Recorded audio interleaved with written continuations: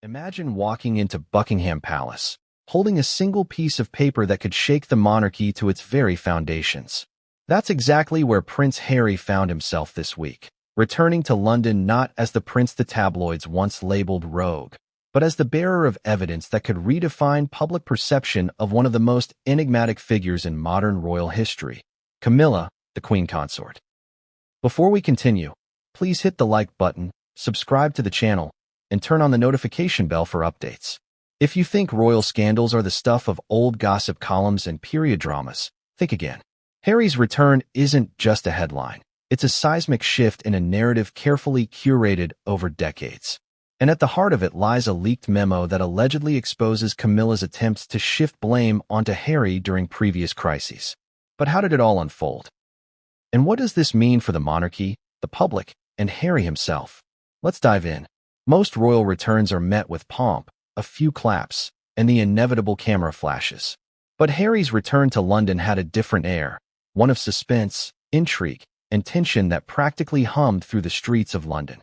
Fans and journalists alike crowded around Heathrow, phones poised to capture every moment. But unlike other arrivals, Harry's return carried weight beyond the ceremonial.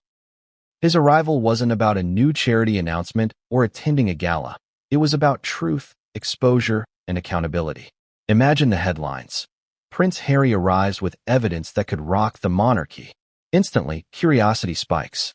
People want to know, what kind of evidence could possibly tip the scales in a family as carefully managed as the British royal household? And the answer, shockingly, came in the form of a memo. A document that sources claim shows Camilla's hand in attempting to redirect public blame toward Harry during previous royal crises. So what exactly does this memo say? And why does it matter? According to insiders, the document outlines conversations and strategic decisions by Camilla and her advisors during key moments when Harry was already under intense scrutiny. The memo allegedly suggests that Camilla attempted to position Harry as the scapegoat for missteps, creating a narrative in which the public and media perception of the royal family would protect her own reputation at his expense. Picture this, a palace advisor sliding the memo across a polished oak desk, the ink reflecting the chandelier light, the words as damning as any tabloid exposé, but official, internal, and concrete. This isn't rumor. This isn't hearsay. It's a piece of paper, a carefully documented strategy, showing that even in the most private corridors of power, narratives were being manipulated. It's hard not to feel a mix of shock and fascination.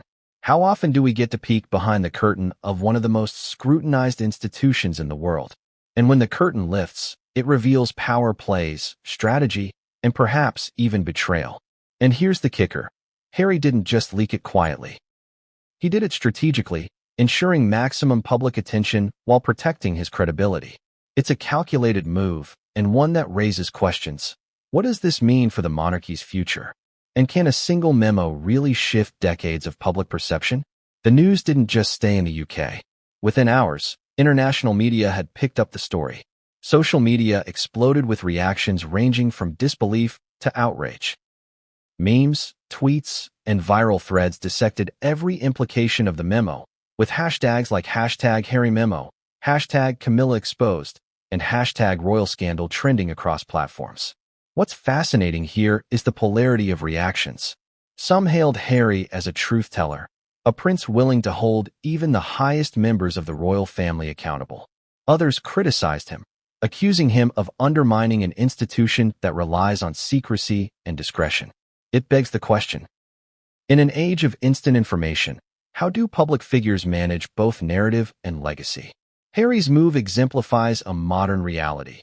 In a world dominated by social media, a single revelation can cascade globally in seconds, altering perception before any official response can even be formulated. And the public's fascination isn't just about gossip. It's about morality, power, and justice.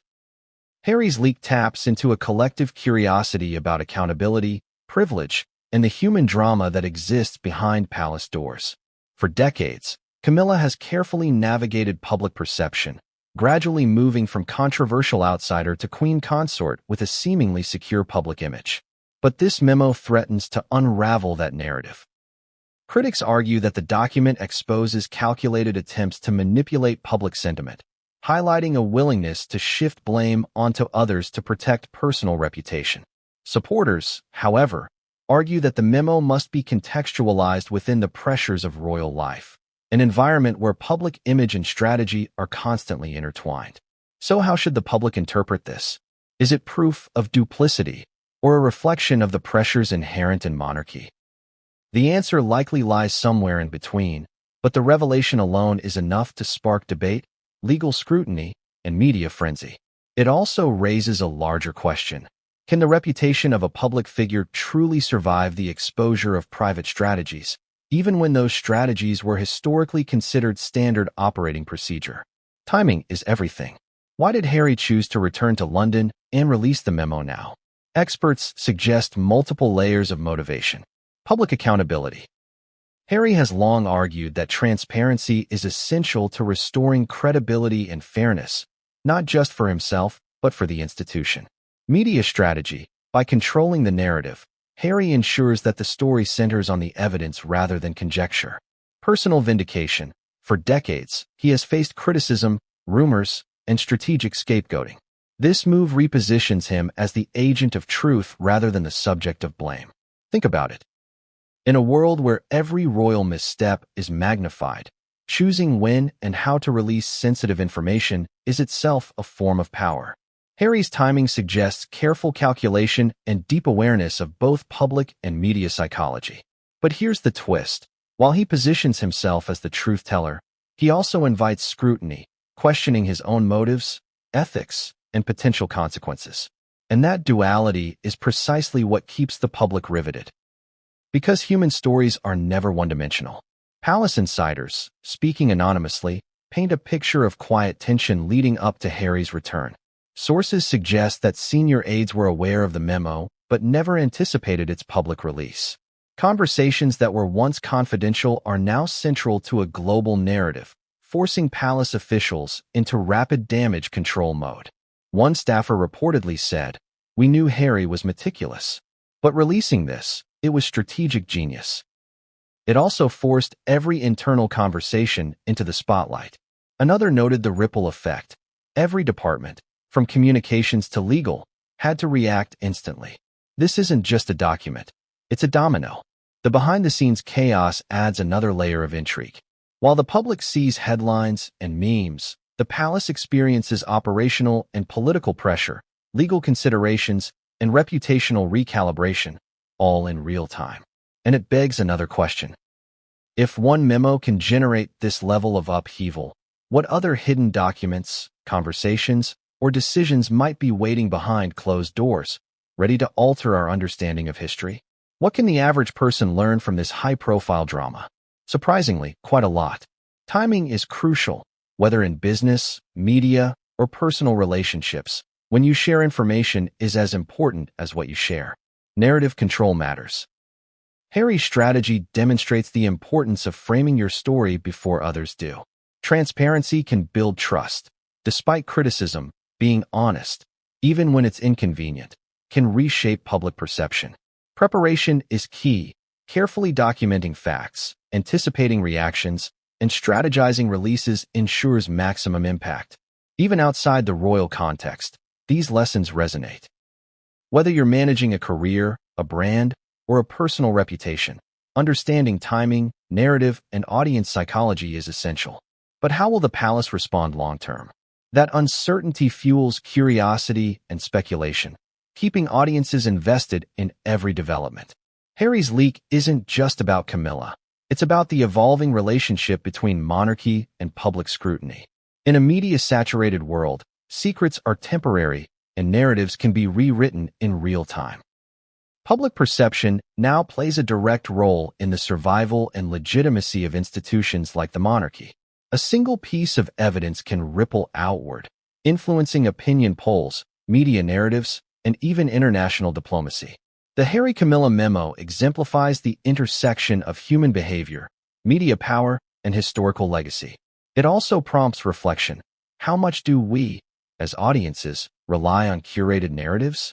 And when those narratives are disrupted, how do we respond?